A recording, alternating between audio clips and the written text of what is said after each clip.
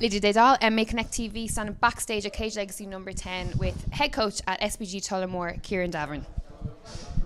How are you?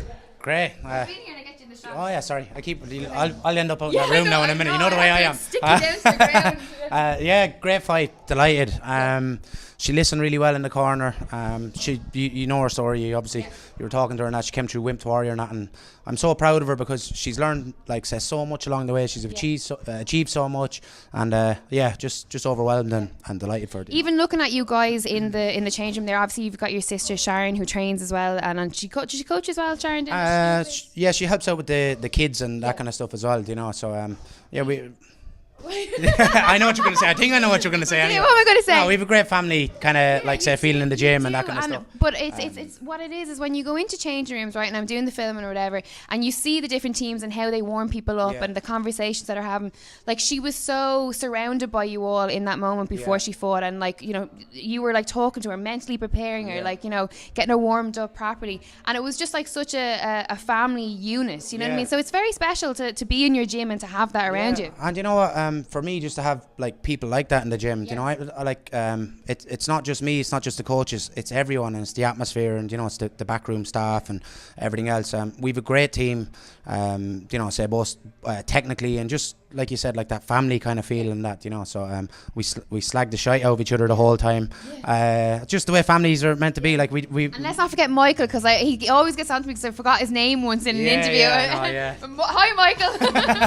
Yeah, that killed him. So but it is really important, and it's definitely something that comes through with all the guys that are training with you down there. Yeah, definitely, and it's something that I wanted to create, and that we've a lot of people that compete, but I want to cater for everyone, and I want to kind of when it's all said and done, I want to hopefully left a positive impact on a few people's lives, whether it's small or big or whatever else. So that's our goal, do you know what I mean, and get people better at martial arts, and make people have a place where they feel that they belong, and because for obvious reasons and that kind of stuff, like it's a mad kind of society that we live in, and that, so if you can kind of put a bit of positive energy into it, then we're doing our part, so. And you're taking on not the difficult, because you're mastering it, but you're competing as well as coaching, and you're running the gym, and a lot of people say that it's very difficult to run a gym, be a coach, and to compete at a high level like you are.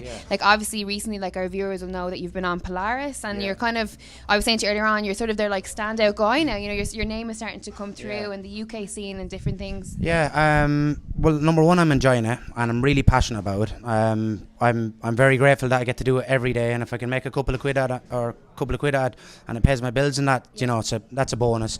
With the Polaris thing and that, say, I'm delighted to be on it because it was a dream to get on it. I honestly think I work as hard, if not harder, than anyone else. It's not just the hours in the gym. I could tell you the hours and that, the way to do in the gym, you probably wouldn't believe it. But if I told you the hours that I do at home watching and kind of researching that, you definitely wouldn't believe that either. Do you know, that kind of way? So it doesn't stop. I wake up at 1:30 in the morning, I'm thinking about techniques. And the other night I was going to wake Jamie up at 1:30 in the morning. Who's that, your son? No, Jamie's my partner. Yeah, Jackson's my son. But I was mad to wake her up, do you know, that kind of way, because there's a little leg lock kind of thing that I wanted to work, but I said no, I better wait till the morning class and that, so I wouldn't wake her up because she'd kill me. But how nice of you. It's very considerate, Kieran. So I'm trying to get her into jiu-jitsu so she could be a little bit more considerate for the techniques, I think of.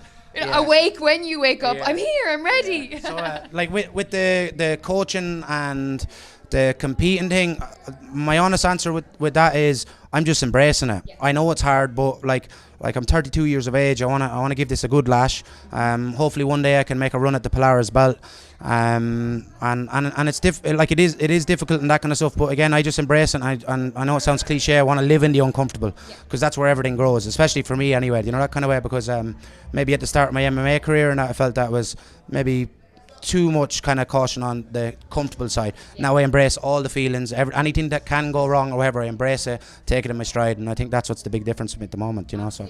Is there anything in particular that you're proud of? Obviously you're proud of the gym and training and competing the whole lot, but at the end of the week, what is it that you sit back and you go, you know what, I'm really proud of myself this week, or what I've achieved? Say as a coach, I love seeing my lads doing well, even Nicole and that winning this evening, I felt like I was in there with her, you know, that kind of way, and I was so proud of her. as myself as a competitor, like every week I get better, and I know people say that and they don't get better, but I look to get better every single week. Do you know what I mean? I attack my weaknesses. I add in, like 1 week I could be upside down doing no gi stuff. The following week I could be in the gi doing gi chokes, working wrestling, working leg locks, so literally I'm only scratching the surface. So hopefully next weekend at Polaris you get to see a nice finish. So. Who's your opponent for next week? I have a really good opponent. His name is Matty Holmes. He's from Next Generation in Liverpool.